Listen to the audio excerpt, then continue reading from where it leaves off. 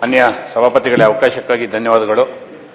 ಸಾರ್ವಜನಿಕ ಮಹತ್ವದ ವಿಷಯವನ್ನು ಶೂನ್ಯ ವೇಳೆಯಲ್ಲಿ ಪ್ರಸ್ತಾಪಿಸಲು ಅನುಮತಿ ಕೋರಿ. ಕರ್ನಾಟಕ ರಾಜ್ಯ ಸರ್ಕಾರ ಕನ್ನಡ ಭಾಷೆ, ಕನ್ನಡ ನೆಲ ಮತ್ತು ಕನ್ನಡ ಜಲದ ಸಂರಕ್ಷಣೆಗೆ ಯಾವತ್ತೂ ತನ್ನ ಬದ್ಧತೆಯನ್ನು ತೋರಿಸಿಕೊಂಡು ಬಂದಿರುತ್ತದೆ.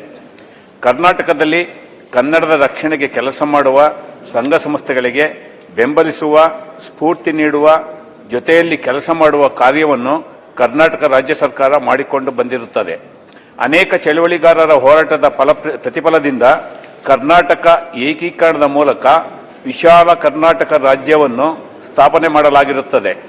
ಕರ್ನಾಟಕಕ್ಕೆ, ಕರ್ನಾಟಕದ ನೆಲ, ಜಲ, ಭಾಷೆಗೆ ದುಡಿದಂತಹ ಮಹನೀಯರಿಗೆ ಪ್ರತಿ ವರ್ಷ ರಾಜ್ಯೋತ್ಸವ ಪ್ರಶಸ್ತಿಗಳನ್ನು ನೀಡುವುದರ ಜೊತೆಗೆ ಕನ್ನಡ ಭಾಷೆಯ ಉಳಿವಿಗೆ, ಗೆಲುವಿಗೆ ಮತ್ತು ಕನ್ನಡತನದ ಬೆಳವಣಿಗೆಗೆ ಶ್ರಮಿಸುತ್ತಿರುವ ಅನೇಕ ಮಹನೀಯರಿಗೆ ರಾಜ್ಯೋತ್ಸವ ಪ್ರಶಸ್ತಿ ನೀಡುವುದರ ಜೊತೆಗೆ ಕರ್ನಾಟಕದಲ್ಲಿ ನೆಲ, ಜಲ, ಭಾಷೆಯ ಸಂರಕ್ಷಣೆಗೆ ಹೋರಾಟ ಮಾಡುವ ಸಂಘ ಸಂಸ್ಥೆಗಳಿಗೆ ಆರ್ಥಿಕ ಶಕ್ತಿ ಮತ್ತು ಇತರ ಸಂಪನ್ಮೂಲಗಳನ್ನು ನೀಡುವ ಕೆಲಸವನ್ನು ರಾಜ್ಯ ಸರ್ಕಾರ ಮಾಡುತ್ತಿದೆ.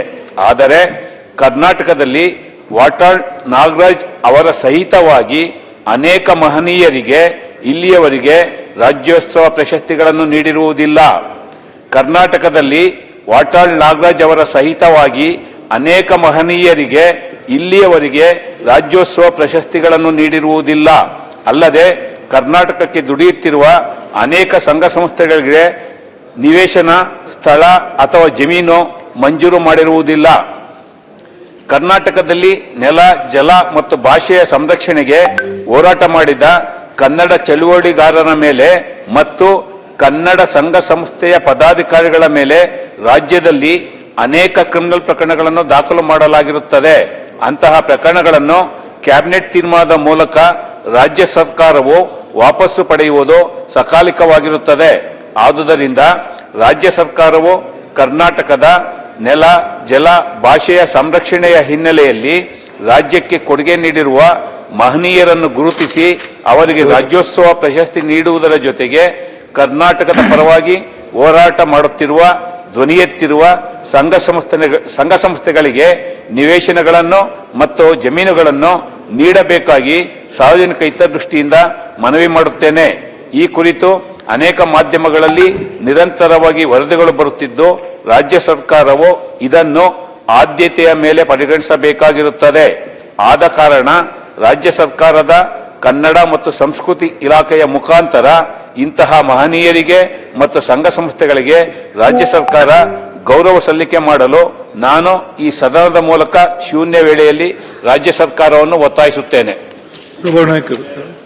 ಸಭಾಧ್ಯಕ್ಷರೇ, ಸಭಾಪತಿಗಳೇ, ಈಗಾಗಲೇ ಕನ್ನಡಕ್ಕಾಗಿ ಹೋರಾಟವನ್ನು ಮಾಡುವಂಥವರಿಗೆ ಗುರುತಿಸಿ ಪ್ರಶಸ್ತಿಯನ್ನು ಕೊಡುವಂಥ ಕೆಲಸವನ್ನು ಮಾಡ್ತಾ ಇದ್ದೀವಿ. ಮತ್ತು ಅದರ ಜೊತೆಗೆ ಅವರು ಪರ್ಟಿಕ್ಯುಲರ್ ಆಗಿ ವಾಟಾಳ್ ನಾಗರಾಜ್ ಅವ್ರ ಬಗ್ಗೆ ಹೇಳಿದ್ದಾರೆ. ನಿಜವಾಗ್ಲೂ ಭಾಳ ಹಿರಿಯರು, ಅವ್ರ ಬಗ್ಗೆನೂ ನಮಗೆ ಭಾಳಷ್ಟು ಗೌರವವಿದೆ. ಅದು ಮುಂದಿನ ದಿನಮಾನದೊಳಗೆ ಆ ಸಮಿತಿಯನ್ನು ಮಾಡ್ತೀವಿ. ಆ ಸಮಿತಿಯೊಳಗೆ ಅವರ ಸಮಿತಿ ಮುಖಾಂತರ ಅದಕ್ಕೆ ಏನು ಮಾಡ್ಬೇಕನ್ನೋದನ್ನು ಅದು ನಿಜವಾಗ್ಲೂ ಕೊಡಬೇಕಾದಂಥದ್ದೇ. ಅವರು ಹೋರಾಟವನ್ನು ಭಾಳ ವರ್ಷದಿಂದ ಮಾಡ್ಕೊತ ಬಂದಿದ್ದಾರೆ, ಭಾಳ ದಿನದಿಂದನೂ ಮಾಡ್ಕೊತ ಬಂದಿದ್ದಾರೆ. ಇಲ್ಲ ಅವರು ಹೌದೌದು ಈಗ ವಾಟಾಳ್ ನಾಗರಾಜರ ಬಗ್ಗೆ ಮಾತ್ರ ಮಾತಾಡಿದ್ದಾರೆ. ಅದನ್ನು ಮತ್ತು ಅದರ ಜೊತೆಗೆ ಸರ್ ಇನ್ನು ಬಹಳಷ್ಟು ಮಂದಿ ಮಹಿಳೆಯರಿಗೆ ಅವಕಾಶಗಳನ್ನು ಕೊಡೋಕ್ಕಾಗಿಲ್ಲ. ಆ ಪ್ರಯತ್ನವನ್ನು ಸಮಿತಿಯೊಳಗಿಟ್ಟು ಸಮಿತಿ ಮುಖಾಂತರ ನಿರ್ಧಾರವನ್ನು ತೆಗೆದುಕೊಳ್ಳುವಂಥದ್ದು. ಮತ್ತು ಎರಡನೇದ್ದು, ಈ ಸಂಘ ಸಂಸ್ಥೆಗಳು ಇದು ಏನು ಕನ್ನಡ ಸಂಘ ಸಂಸ್ಥೆಗಳ ಪದಾಧಿಕಾರಿಗಳ ಮೇಲೆ ಕ್ರಿಮಿನಲ್ ಕೇಸು ಈಗಾಗಲೇ ಕರ್ನಾಟಕ ಅಂತ ಹೆಸರಿಟ್ಟು 50 ವರ್ಷದ ಕಾರ್ಯಕ್ರಮದೊಳಗೆ ಬೆಂಗಳೂರೊಳಗೆ ಒಂದು ಕಾರ್ಯಕ್ರಮವನ್ನು ಮಾಡಿದ್ವಿ. ಆ ಟೈಮ್ದಾಗ ಮುಖ್ಯಮಂತ್ರಿಗಳೇ ಅನೌನ್ಸ್ ಮಾಡಿದ್ದಾರೆ ಯಾವ್ಯಾವ ಅಂತ ಸಂಸ್ಥೆಗಳದಾವು, ಅವ್ರ ಮೇಲೆ ಯಾವ ಕ್ರಿಮಿನಲ್ ಕೇಸ್ ಆಗಿದೆ ಅವನ್ನ ತಂದು ತರಿಸಿ ಕ್ಯಾಬಿನೆಟ್ಗೆ ಇಟ್ಟು ಇದನ್ನ ಮಾಡಬೇಕು. ಅದನ್ನ ವಿನಾಯಕ ಅಧ್ಯಕ್ಷತೆಗಳ ಸಮಿತಿ ಇದೆ ಅಂತ ಯಾವ ಸಂಘ ಸಂಸ್ಥೆಗಳು ಅವರು ಕೊಟ್ಟರೆ ಅವನ್ನ ಪರಿಶೀಲನೆ ಮಾಡಿ ಅದನ್ನು ತರುವಂಥ ಕೆಲಸ. ಮೂರನೇದ್ದು ಇದು ಏನು ನಿವೇಶನಗಳ ಬಗ್ಗೆ ಮಾಡಿದ್ದಾರೆ. ನಿವೇಶನದ ಬಗ್ಗೆ ಮುಖ್ಯಮಂತ್ರಿಗಳ ಗಮನಕ್ಕೆ ತರುವಂಥ ಕೆಲಸವನ್ನು ಮಾಡಿದ್ದಾರೆ.